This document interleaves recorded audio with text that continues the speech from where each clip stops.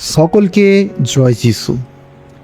আজ ডেরি সোপের শিরোনাম জ্ঞান লাভের আশীর্বাদ। বাইবেল পাঠ তিত 1 অধ্যায়ের 1 পদ। ঈশ্বরের বাক্য এইরূপ বলে, আমি পৌল, ঈশ্বরের দাস ও যীশুখ্রিস্টের একজন প্রেরিত হয়েছি, যেন আমি ঈশ্বরের বাছাই করা লোকেদের বিশ্বাসের পথে নিয়ে আসতে পারি, আর ঈশ্বর ভক্তির সঙ্গে যে সত্যের যোগ আছে সেই সত্যকে জানতে তাদের সাহায্য করতে পারি। আমেন। পর্যবেক্ষণ। পৌলের উদ্দেশ্য ছিল খ্রিস্টের দেহকে অর্থাৎ মণ্ডলীকে শক্তিশালী করা, তাদের বিশ্বাস বৃদ্ধি করা এবং সত্যের জ্ঞান বৃদ্ধি করা।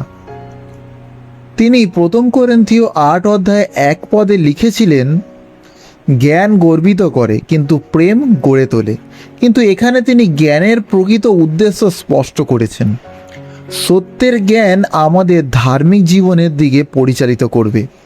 যদি আমাদের জ্ঞান আমাদের ঈশ্বরকে আরও বেশি ভালোবাসতে এবং মানুষের প্রতি আরও বেশি প্রেমময় হতে সাহায্য না করে, তবে সেই জ্ঞান তার প্রকৃত উদ্দেশ্য পূরণ করছে না। সত্যিকারের ঈশ্বরীয় জ্ঞান আমাদের চরিত্রকে পরিবর্তন করে এবং আমাদের জীবনকে খ্রিস্টের মতো করে তোলে। Amen, amen, amen. প্রয়োগ। ঈশ্বর কে? তিনি কি করতে সক্ষম?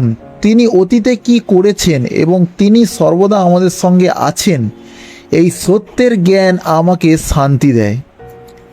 যখন ডাক্তার জানালেন যে আমার হৃদয়ে একটি রক্ত জমাট ধরা পড়েছে, 16 জুলাই 2026 তারিখে একটি বিশেষ চিকিৎসা পদ্ধতির মাধ্যমে সেটি অপারেশন করা হবে, তখন আমি ভয় পাইনি, কারণ আমি জানি ঈশ্বর আমার সঙ্গে আছেন এবং তিনি আমার প্রতিটি পদক্ষেপ পরিচালনা করছেন। এই বিশ্বাস আমাকে উদ্বেগের পরিবর্তে শান্তি দিয়েছে। আমার সমস্যাকে আমি সেবার একটি নতুন সুযোগ হিসেবে দেখতে শিখেছি। আমি আর ঈশ্বরকে অনুরোধ করছি না যেন তিনি আমার সঙ্গে যান, বরং আমি সিদ্ধান্ত নিয়েছি আমি তাঁর সঙ্গে চলব। আজকের শিক্ষা। আমি যেই জ্ঞানই অর্জন করি না কেন, তা যেন আমাকে আরও বিনয়ী, আরও ধার্মিক এবং প্রভুর আরও ভালো একজন দাস হতে সাহায্য করে। আমার জ্ঞান যেন অন্যদের সেবা করার নতুন সুযোগ সৃষ্টি করে। Amen, amen, amen. প্রার্থনা।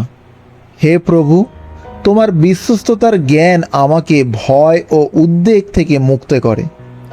আমি জানি তুমি আমার জীবনের প্রতিটি পরিস্থিতির যত্ন নাও, তাই আমি আমার সমস্যার দিকে নয়, বরং তোমার সেবার সুযোগগুলোর দিকে দৃষ্টি রাখতে চাই।